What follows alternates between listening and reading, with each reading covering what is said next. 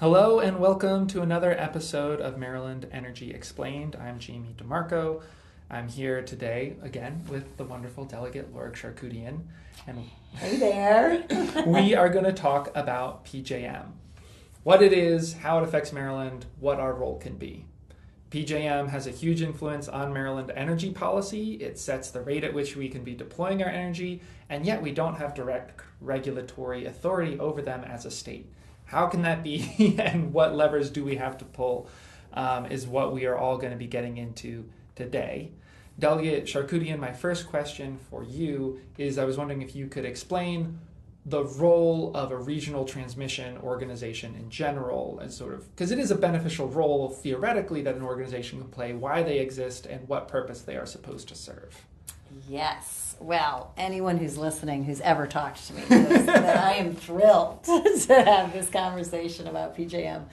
I think it's so important that people understand how they operate, who they are, how it interacts with all the things that we're trying to do in Maryland. And as you were saying, like, it affects everything. It affects the rates that our ratepayers are paying. It affects our ability to get clean energy on the grid. It affects the speed at which we make that transition. It affects transmission and transmission lines and where they go and how much we need them. And it affects reliability, ultimately, our ability to keep the lights on. So backing up, an RTO is a regional transmission organization.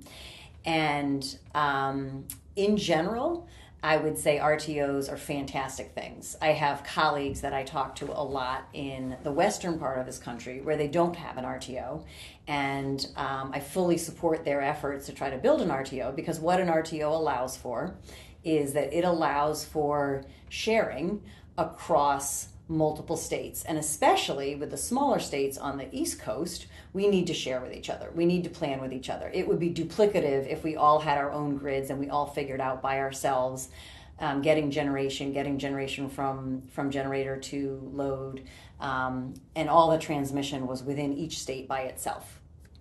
So RTOs in general are really good. And in general, RTOs are really good for clean energy. Like the concept of a broader regional organization that can, at different points in time, prioritize energy generation from different places, right, actually lets us run on solar energy for longer, because as the sun moves from east to west, we have solar energy going, harder from, more strongly, generating more from east to west. And so if we have a larger grid that we're pulling from, then we can keep clean energy running for longer. So RTOs also allow us to share when there's a storm that hits a particular part of the region. Mm-hmm. Another region can pick up the slack. And so it lets us take care of our neighbors, right? Mm-hmm. Like conceptually, we could take care of our neighbors. We can plan together. It's more efficient. We're not duplicating all the generation and all the transmission in each and every state.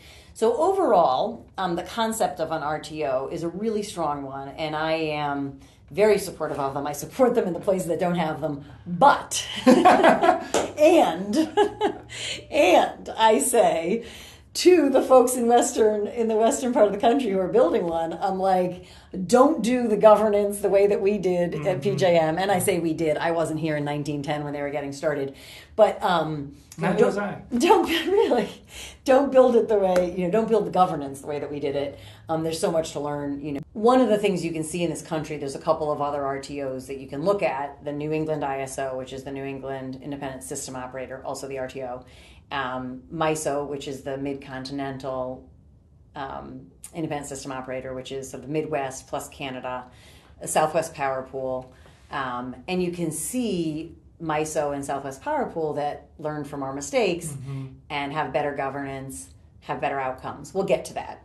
But the bigger picture concept that I want to highlight right now is RTOs are good. And the last point that I want to make about how good RTOs are is if you look at Texas, and Texas does not have an RTO. Texas has ERCOT, which doesn't have a multi-state RTO. Texas has ERCOT, so it's all within the state. And if you think about some of the challenges that you've heard about in Texas, mm-hmm. about the crazy fluctuations in the energy prices, about They don't have a capacity market. They don't have all of these things that we have within an RTO, and they can't share with their neighboring states because they insist on doing everything within Texas and not having anything going across borders because they don't want FERC to regulate them. They have a number of challenges as a result. And so all of that said, RTOs are good things. We're going to talk about why, because we're going to talk about all the things PJM does, and then we're going to talk about all the places where PJM doesn't do it as well as they should be doing it, and therefore our PJM becomes a challenge, and we'll talk about what we can do to adjust it. So let's talk about PJM. Our RTO in Maryland, and also includes Pennsylvania, New Jersey, Virginia, many other states, West Virginia, Ohio. 13 states plus the District of Columbia, yeah. Thank you. All those states. And when you're talking about governance, you're talking about governance of PJM. Because PJM itself, I think it's kind of confusing the role that it plays. I think people are familiar in Maryland. We've got the PSC. It regulates the utilities, which are private companies but have regulated monopolies. And RTO like PJM doesn't fit into any of those models very clearly because it is a private company but also regulated by the federal government, but it also sets regulations. Can you just say a little bit about where it falls in that public-private spectrum and its relationship to FERC and its relationship to Maryland and Maryland's PSC? Yeah. Before we get into the governance structure within PJM, how does it fit into the governance around it? Yeah. So RTOs basically set the rules within their regions for a wholesale electricity market, a capacity market, and we're going to talk about all these, but let me just rattle them off. So wholesale electricity market, a capacity market, an ancillary market. They set the rules for transmission planning. They set the rules for interconnecting into the grid. And they're supposed to set those rules, all of them, with reliability being their number one priority. So if you go to PJM, when you go for that tour, they will tell you there's three things that are important to us: reliability, reliability, and reliability. So that is officially their responsibility. They set all those rules in the context of FERC. So FERC regulates the RTOs. That's the Federal Energy Regulatory Commission. They regulate the RTOs. So while PJM is technically a nonprofit organization with a bunch of members, and the members do a lot of the have a significant role in decision making that we'll get to, FERC ultimately regulates them.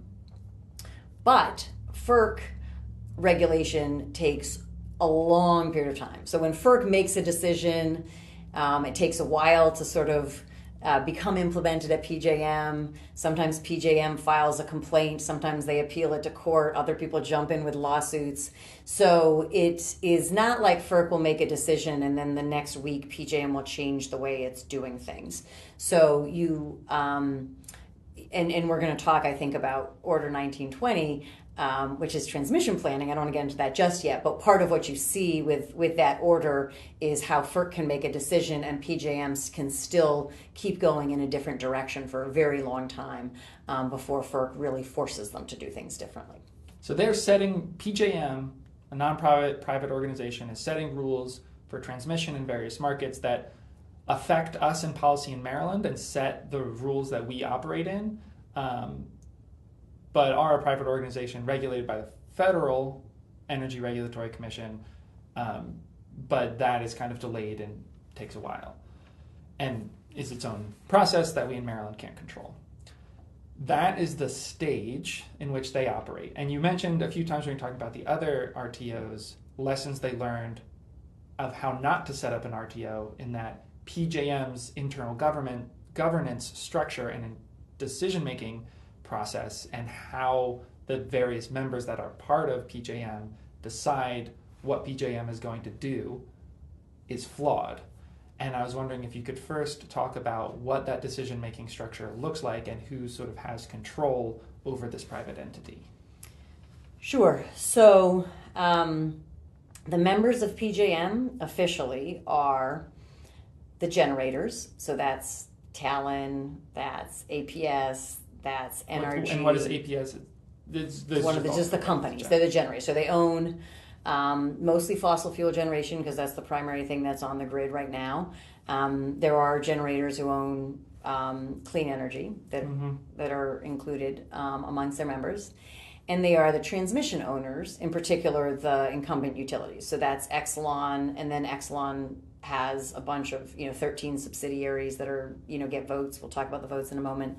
So it's the transmission owners and Dominion, and right. So it's all your utilities, and so states themselves are not members of PJM. So while members get votes about policies, and PJM really prides themselves on stakeholder processes where members are driving the outcomes, states do not get votes in those processes. Wow. So the voice that the state has, the one sort of, there's two places where the state sort of potentially has a voice. There is one of the sort of groups of members, so like generators are a group of members, transmission owners are a group of members. Then there's end users who are a group of members. So this includes Google and Amazon and all your large manufacturers, commercial users. They can all be members because they're end users. And it also includes the Office of People's Counsel. So the Office of People's Counsel, the consumer advocate in every state, is part of that sort of end users group. Mm-hmm. And so what's important about that is while technically Maryland gets a kind of a vote through our Office of People's Counsel, it's kind of diluted amongst all end users, mm-hmm. right? And so it's not like Maryland has a vote that is representing Maryland state policy in these discussions at PJM. It's as part of these sort of end users and diluted amongst kind of all the other end users, mostly large commercial industrial end users. The second place where Maryland has a voice, but not a vote, is through OPSI, which is the Organization of PJM States. I don't know what the I is. And the Organization of PJM States has representatives from all the PJM states, including Maryland's PSC. But OPSI doesn't have a vote. They have an advisory role at PJM. And so what you can start to hear is the people who are driving most of the policies in this organization are the people who also are sort of regulated by the organization, right? So the owners of generation, the power plants, and the owners of transmission, right? Mm-hmm. The utilities. And so, and that's really important because in a minute, we're going to start talking about each of the markets, and we're going to talk about the rules in each of the markets and how those rules either facilitate or don't facilitate some of the protection of ratepayers that we want or the transition to clean energy that we want. And you have to keep remembering who's setting those rules, and those people are going to set the rules in their interest, mm-hmm. right? And so while it's true that PJM is responsible for reliability, what we know when we look across this country is you can achieve reliability with a bunch of different sets of rules. Somehow, Southwest Power Pool can achieve reliability with 90% clean energy on the grid at any one time, and they've hit that a number of times. And they've got reliability, and yet the rules at PJM are structured as though if we get too much clean energy on the grid, we're not going to have reliability, when like physics has shown us in another part of the country, mm-hmm. physics showed us that it's doable, right? And so they just have a different set of rules, and so then like, okay, we can hit reliability with a lot of clean energy, so what are the things in the rules that we're working under that are keeping us from getting there? And as we discuss each of the markets at PJM, we'll kind of get into that a little more. So that, this I think is the most important take home, is that this entity of PJM is controlled by generators and distribution and transmission line builders. Mm-hmm. And those two categories of stakeholders with particular interest have a controlling stake in this entity that has tremendous impact. So we're about to walk through each of the markets and each of the processes that PJM is sort of responsible for. And I think it's just really important to remember that in the end, the decisions in each of these areas affect our ability to transition to clean energy, affect reliability, affect what ratepayers are paying. And as we talk about each of these, we'll have a chance to look at where does the rules that we have, where are they beneficial to and where are they harmful to our ratepayers? Where are they beneficial to a transition and where are they harmful? And in PJM's case, more harmful to this transition to clean energy, especially compared to other regional transmission organizations, right? So we that's right. That's PJM is notorious as being like the slowest, most costly, and inefficient RTO in the country. Yes. So can't wait to hear all about that. Please tell us about the various markets and how they operate. Which one do you want to start with? Okay. So let me start by backing up and saying, if anyone gets a chance to go to PJM, I strongly suggest that they do. One of the things that's really fascinating to think about on a day-to-day basis is they are sort of the air traffic controllers of if you think about like across the grid, we have all this generation, some of which is operating almost all the time, some of which is operating almost none of the time, some of which is operating when the sun is shining, some of which is sitting around waiting until we have peak loads. Everyone goes home, turns on their air conditioner on a hot day, and they only get called on to operate then. And all of this is happening across a 13-state grid. And you have clouds in this state, but sun in that state, and wind in this state, and none in that state, and all that's going on at any given time. And they've got a grid, and there are people there who are dispatching the lowest cost energy on the market at any given time first, and then they go to the next most expensive, and then the next most expensive. And that is a fascinating thing to watch.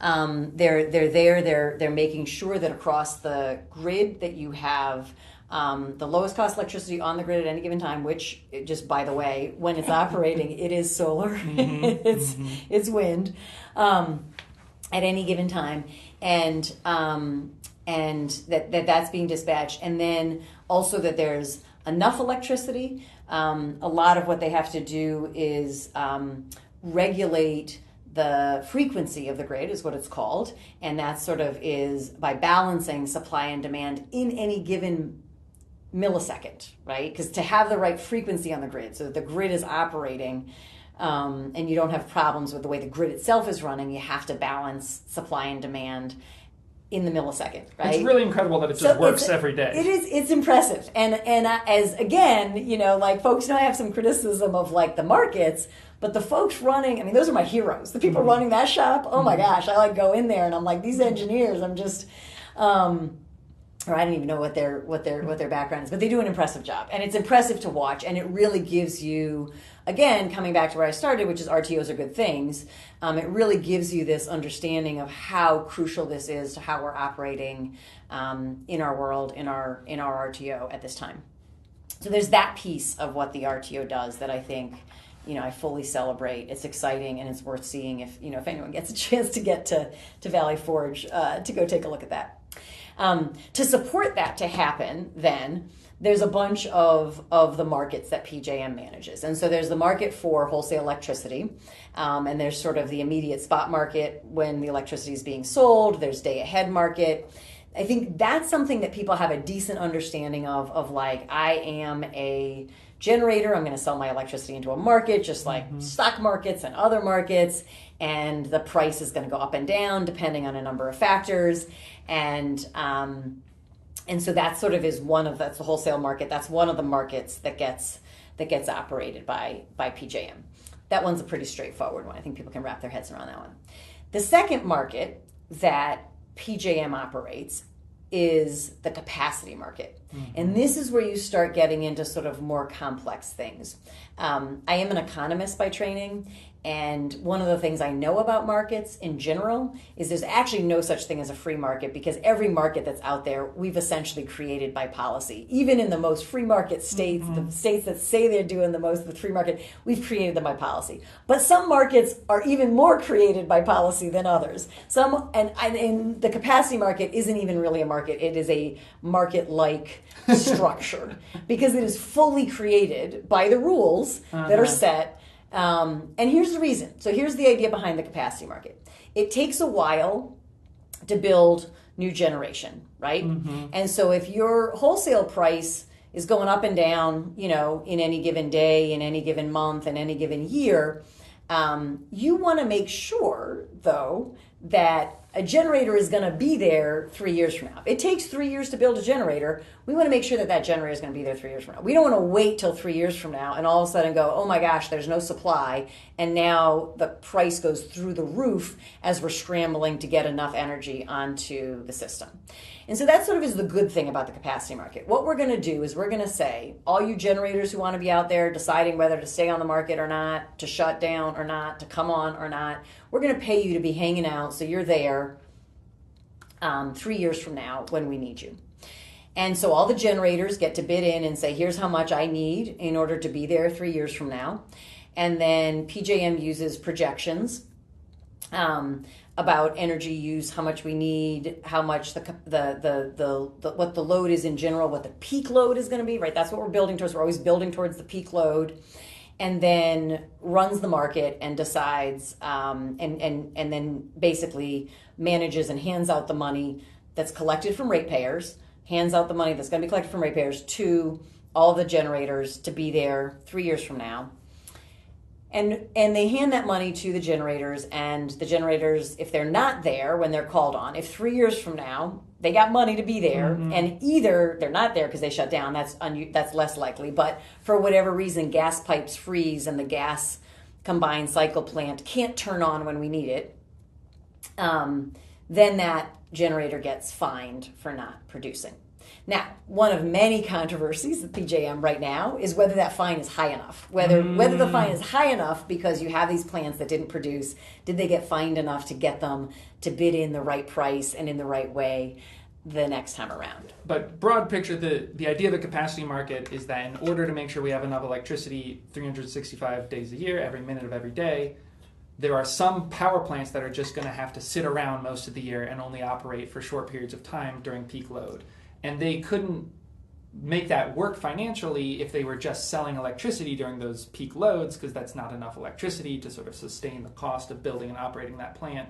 So there's this supplementary power capacity market where they're kind of paid to be there on call, and that makes the finances work and make sure we have power throughout the year. Is that a fair? Yes and no. Okay. So some of the capacity payments are going just to peaker plants, right? It's like what you described as a peaker plant.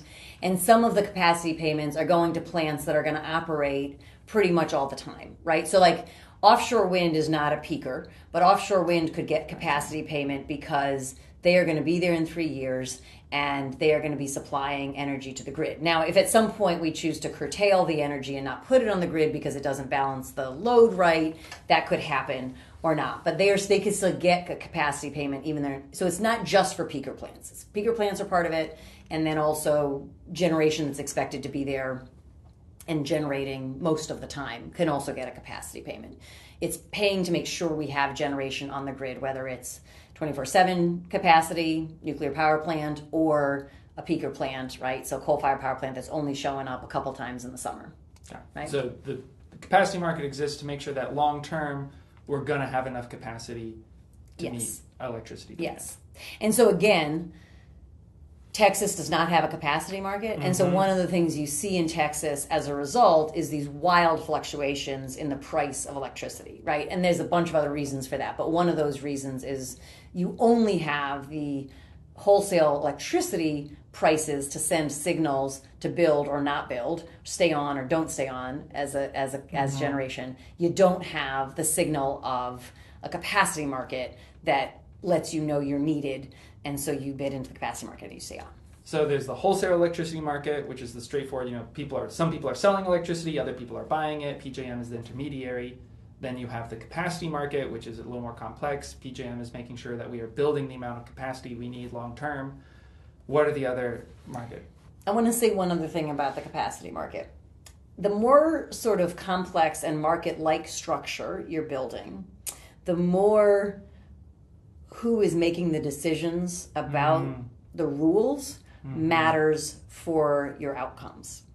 And so there's some real questions about how you set your demand curve in the capacity market. There's questions about how you set your supply curve. There's questions about how much capacity credit do you give different kinds of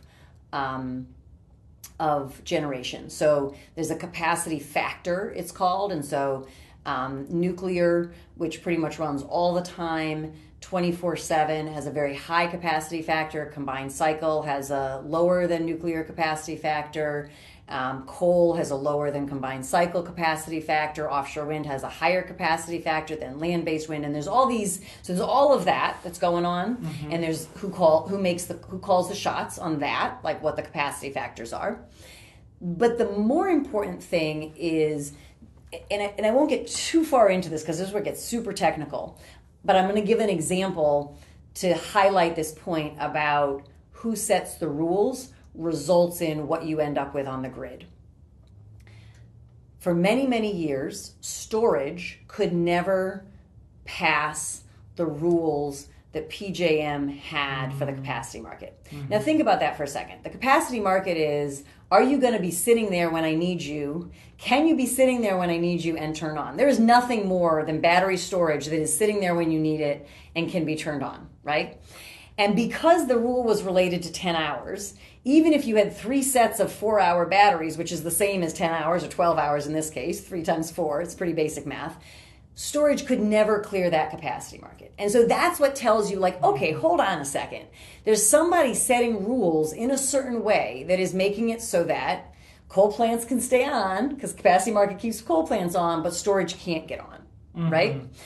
And it was so bad for a while that the FERC under Trump, so dominated 2 Republicans, 1 Democrat, FERC, forced PJM to change the rules on storage, right? That was not a FERC that was all about let's make the clean energy transmission happen. But that's how egregious the capacity market rules for storage were. It was and then of course it took a few years, and to date there's still very little storage that's cleared the capacity market, although it's starting to change. So that is an example of where a capacity market in and of itself, a good thing.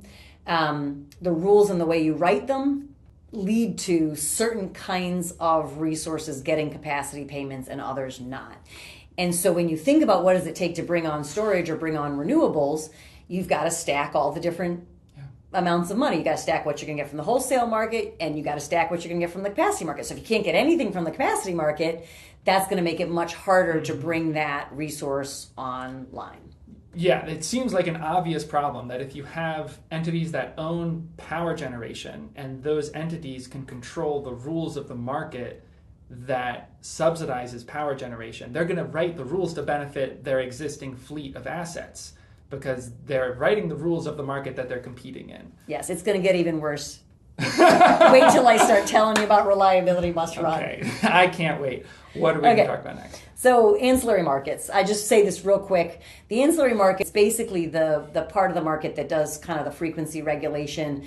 It's the part that lets resources bid in to be able to be called on or shut down as needed in order to do the ongoing balancing but of supply and demand at any given moment. So it's not a big piece of, like, if you think about your electricity bill, most of it is the wholesale, maybe 10% is capacity, and ancillary is probably almost nothing on your bill. But it is an important piece of the market.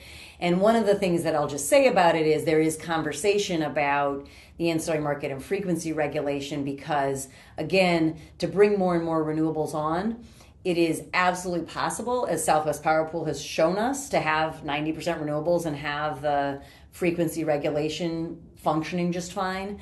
But again, it has to do with the rules and the structures that one puts in place within a given RTO of whether you can get there or not. And so if you have folks who are biased towards thermal resources play a really important role, but there's things called grid forming inverters that can play a similar role to the thermal resources. And so if you only value thermal resources compared to grid forming inverters, you're always going to say we need thermal resources, and the thermal resource, fossil fuels and nuclear.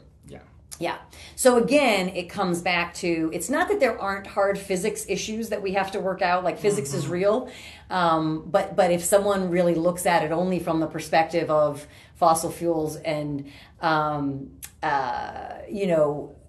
that sort of a grid structure as opposed to taking into account all of the new technology we have, and changing the markets and the structures to respond to all the new technology, then you're going to stay stuck in an old way of how we did physics how we did, how we dealt with physics instead of taking advantage of the new systems. Physics are real, but markets are created. That's exactly right. That's exactly We've right. been creating poor markets because of poor governance. Yes. Okay, so that was the three. Yes, so that's the three markets. So we should talk about the Q.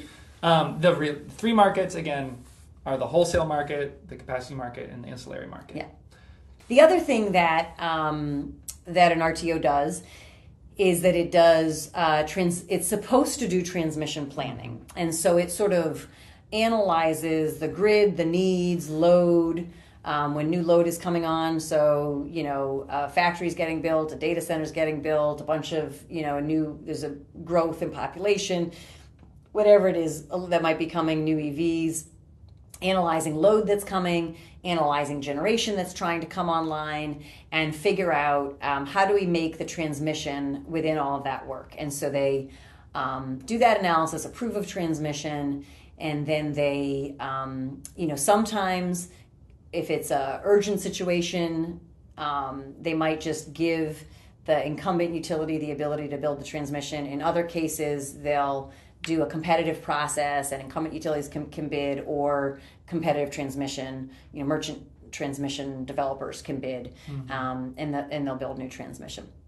So PJM is supposed to be deciding when it's needed for reliability for the grid, reliability being the primary thing, and then directing it to be built, and then the rules of how the transmission gets paid for is sort of under FERC.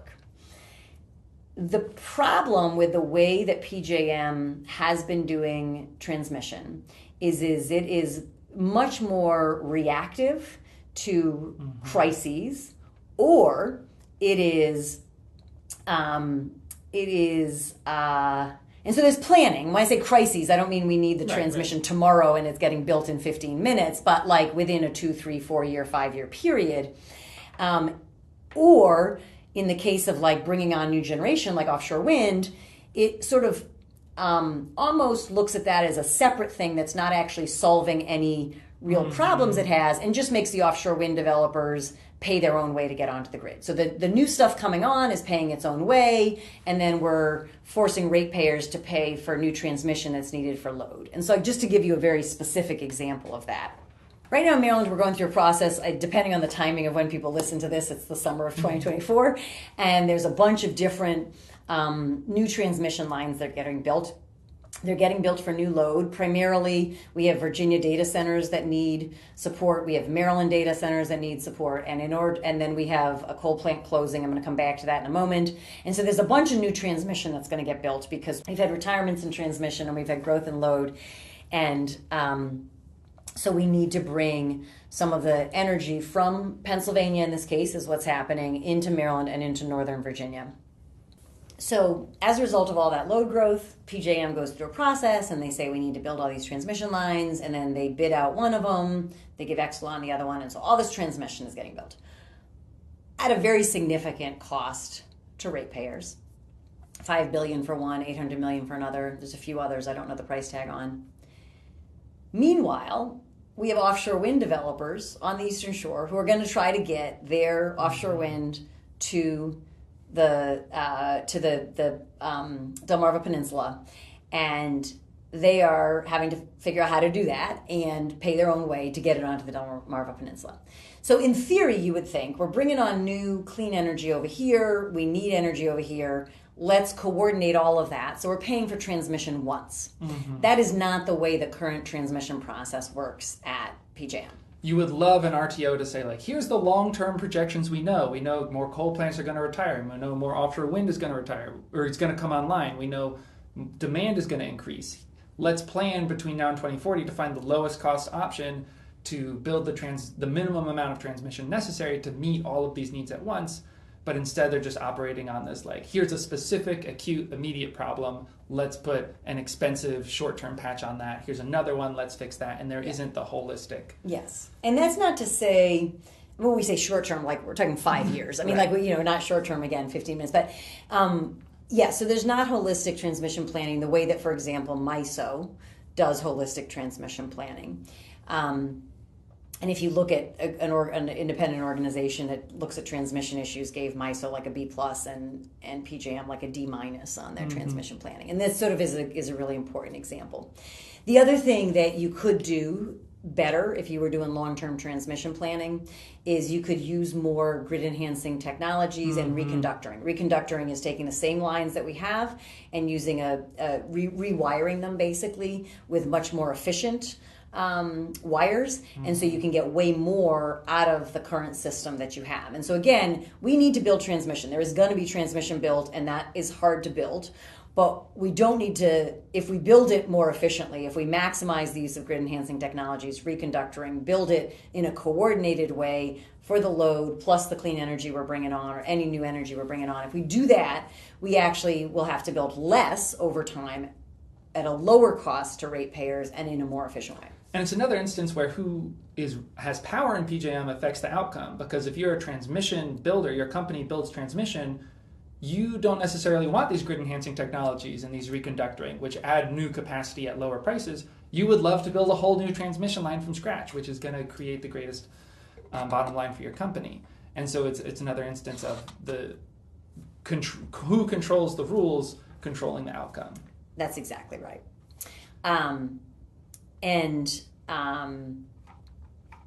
Yes. And it has tremendous impact for wind and solar deployment in the PJM, particularly because of the PJM queue, which we're going to get to in a moment. It also has a significant impact on ratepayers, right? And so now I'm going to take like a little divergent, come back to this question when we were talking about governance and FERC. FERC recently passed Order 1920, which is a fantastic order. It's really almost everything we wanted, those of us who sort of weighed in on it.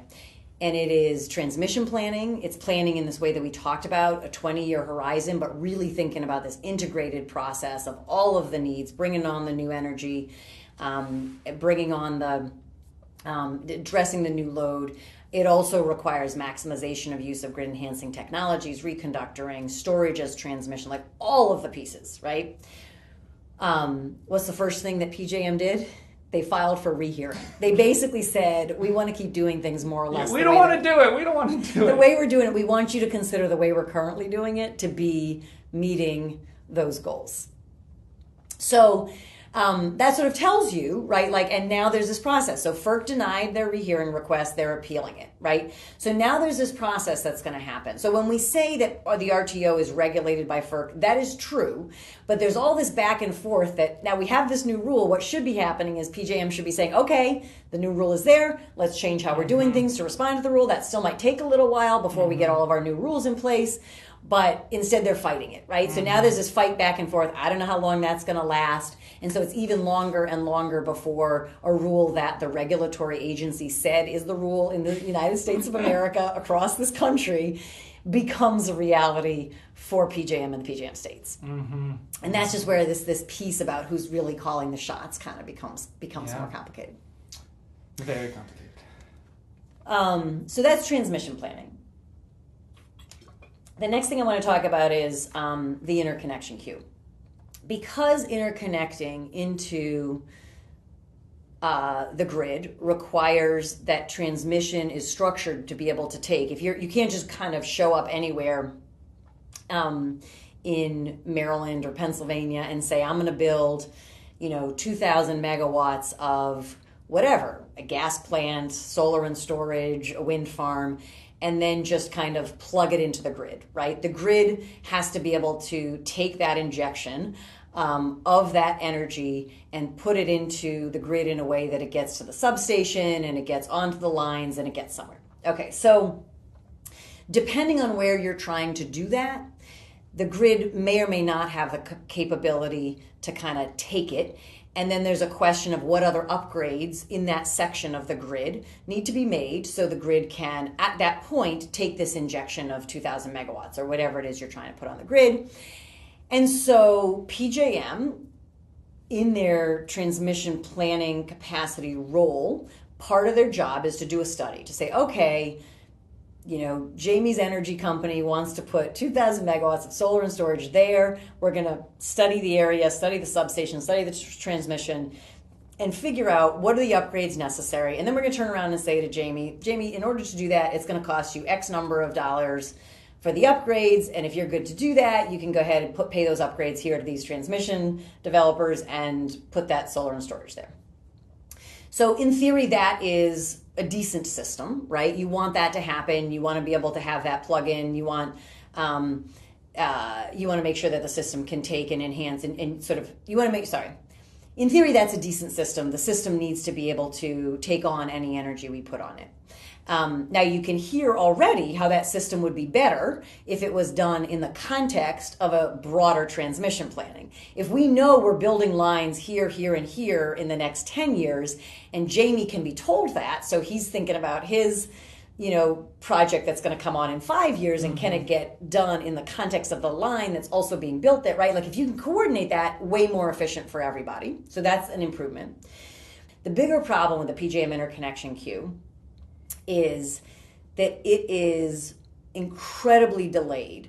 And so right now, if Jamie's electric company comes in and says, I want to build solar and storage here, it takes him 6 years before he's going to be able to build that. It was so far delayed in 2020 that they actually closed the queue. They didn't let people get in line so they could clear out the queue while they worked on starting a new way of getting projects through the queue, which starts next year, I think.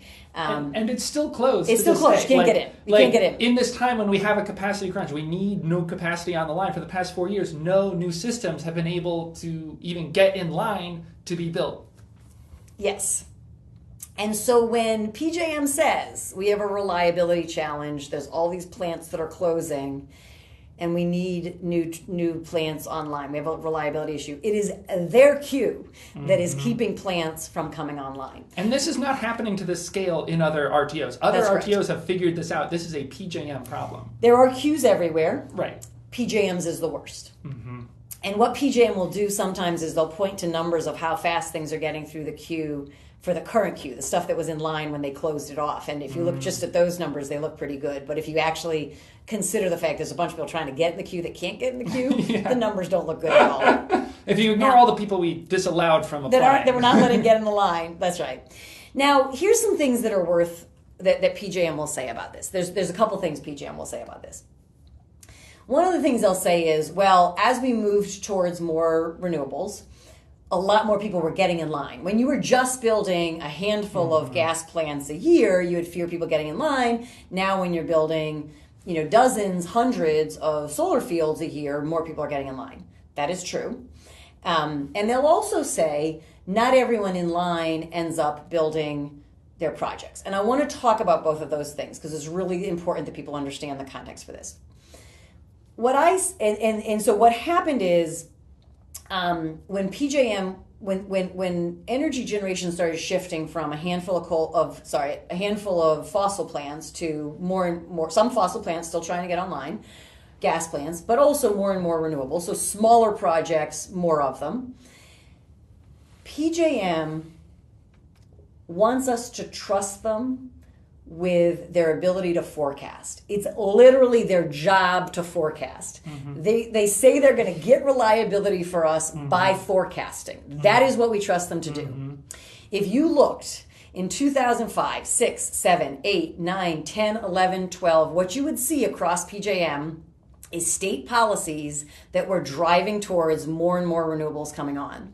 So if you were able to forecast, if you want us to trust your ability to forecast at new nuanced levels to keep a balanced load, and you do a great job of it, why couldn't you forecast that if all these states are putting RPSs in place, you're going to have more and more clean energy jumping in your queue in 2012, 13, 14, 15, 16, 17, 18, right? You literally just have to look at our policies. We wrote it down. We passed a law. We put out a press release. So there's no way that they couldn't have known this was coming if they were paying attention. I think they just didn't care enough to adjust the queue to deal with this increased number. They didn't care enough to put enough staff on the job. There's hardworking staff busting their butts to get people through the queue. But decision makers at PJM didn't care enough to staff up to be able to deal with the increase in the number of projects coming through. The second thing you'll hear from PJM is that people are coming through the queue and then they're not building either because of siting issues or because they were using the queue in a way that was more speculative. And again, they are setting the rules. I'm like, if people are using your queue in a speculative way, then you need to change the rules so they don't do that. Like, you're literally setting all the rules. So that's not their fault. That's not the state's fault. That's like, just change the rules. Like, you're setting the rules to change the rules so they can't be speculative, right? Or so there's a fine if you're speculative. Or so you can't get in line, go all the way through, and then not build.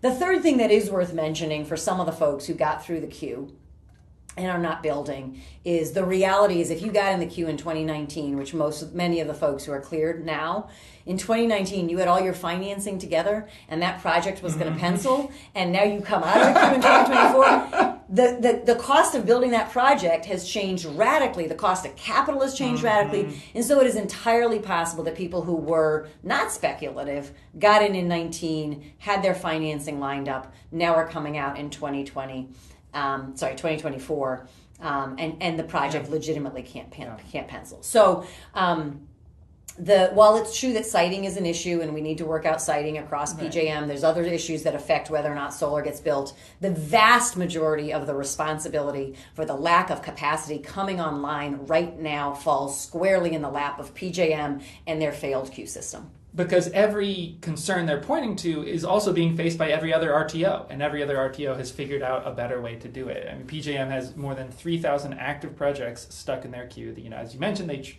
closed the queue and created this fast track process, but as of recording, where we are right now, only one project has actually gone through and been approved through that fast track process. So they're trying to do this, but whatever they're doing, it's not matching the performance and the outcome that we're seeing in other RTOs across the country. Yeah. Let's talk about reliability must run. Okay. So this is, I would say, the epitome of where everything that's broken about PJM comes together for an absolutely devastating outcome. So, and we can talk about a very specific example, which is Brandon Shores coal-fired power plant, which is shutting down in Maryland, trying to shut down in Maryland. What's happening right now across the PJM region is that coal plants are shutting down because they're no longer economical, primarily for better or for worse. Primarily cheap fossil gas is driving the price of electricity down, and coal can't compete. So that these economic reasons, some of them are staying on capacity markets as peaker plants, but for these reasons, many of these coal-fired power plants are shutting down. Brandon Shores, for economic reasons, on their own, by on their own, I mean not based on any policy in Maryland, announces their retirement. Now, in the PJM, a plant only needs to announce their retirement 3 months before they're going to shut down, PJM rule. And then, and only then, does PJM start planning for that retirement. Wow. So think about how long it takes to get transmission built. At the very fastest, 3 years, more likely 4, 5, 6, 8 years, right? So if you're going to have to build transmission in response to that 3-month time frame, you know that that's not going to get done in time. If you need to build new generation in response to that new closure that's happening, you know, even in the best of worlds where you have no interconnection queue, it can't happen in 3 months, and it definitely can't happen if you have a 6-year queue that people have to get through. So now what you have set up in the very constrained zones like the BG&E zone is a situation where we are not sure if we can meet peak load in that zone without that plant serving as a peaker. Right now, if Brandon Shores closed its doors and was not available as a peaker, we potentially would have serious reliability issues in that zone. So when I talk about my criticism of reliability must run, I want to be clear. It's not because I disagree that we would have reliability issues if that coal plant shut down. It's because in this state, we have known that Brandon Shores was going to shut down either in 2 years or in 5 years or in 10 years or in 6 years or in 1 year. We've known that. Anyone who's looking at markets can see that. And we have said to PJM, let's start planning for that. Here's the ways we want to start planning for that. And PJM has said, they haven't announced their retirement, we're not going to start planning, right? And so now they announce 3 months. And so the only Brandon Shores announces that they're going to retire in 3 months. So here's the options on the table. First of all, we need to build transmission as quickly as possible. Exelon steps up. They're going to build $800 million of transmission. Paid for by ratepayers. If we were doing long-term integrated transmission planning, we would say, there's a good chance that Brandon Shores is going to shut down in 2 years, 5 years, 6 years, whatever. And we would be building transmission over that period of time. So we're not responding in an emergency. The second thing that PJM has as the only option available in this moment is to turn to Talon, who owns Brandon Shores, and say, we need you to stay online. We need you to stay online as a peaker plant. We'll call on you when we need you. And we need you to stay operational until this transmission's built. Name your price. Name your price. And so Talon shows up and says $215 million a year is what ratepayers need to pay us for us to be here in case you need to call on us.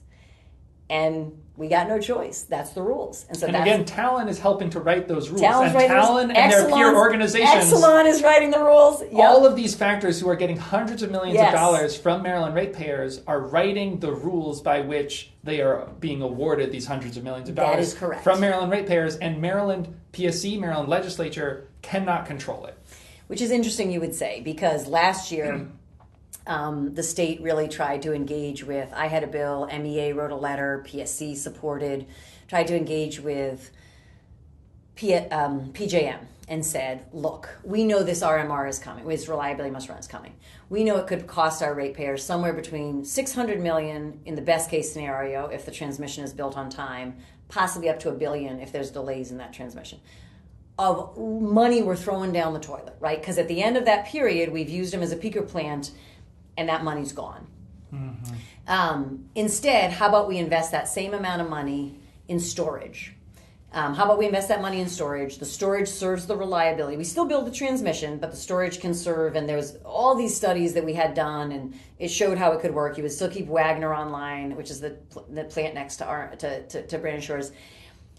But then, at the end of those 3 years or 5 years, not only have you used the storage for reliability, but now you have storage online, which combined with the other clean energy resources gets us closer to our climate goals. PJM refuses to engage in that, said, no, absolutely not, it can't work.